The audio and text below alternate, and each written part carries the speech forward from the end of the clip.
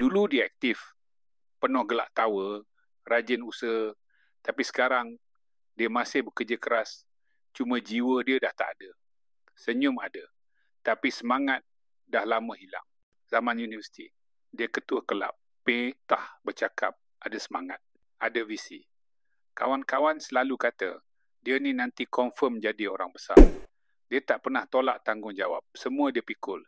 Tak pernah merungut. Dia dah kerja, baru kahwin. Hidup tengah membina. Dia masih kuat, masih diam kalau penat. Masih tak nak susahkan orang. Dia mula tanggung beban kewangan keluarga. Dia mula tolong adik, jaga mak ayah.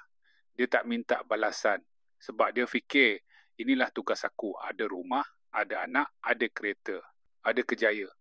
Dari luar semua nampak okey. Tapi dalam hati, dia dah mula letih. Letih bukan fizikal, tapi emosi yang tak pernah diluahkan. Dia bangun setiap pagi, bukan sebab semangat, tapi sebab tanggungjawab. Dia kerja sebab kena kerja. Dia senyum sebab kena tunjuk kuat. Dia diam sebab kalau aku cakap, siapa nak faham. Dan akhirnya, dia nampak kuat. Tapi dalam hati dia bisik, aku penat gila. Tapi aku pun tak tahu macam mana nak rehat.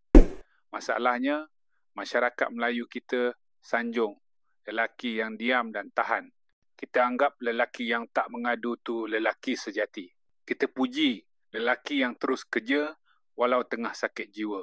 Tapi kita tak nampak bila lelaki terlalu lama berlakon kuat, dia lupa macam mana nak jadi manusia. Dia mula mati dari dalam, perlahan-lahan tanpa siapa sedar. Kalau kau lelaki dan kau rasa macam tengah hidup, tapi jiwa kosong, itu bukan sebab engkau lemah. Itu sebab kau dah terlalu lama tangguh hak kau untuk rasa. Dan kalau kau isteri, jangan tunggu suami rebah, baru kau sedar dia penat. Tapi kenapa lelaki tak reti nak minta tolong?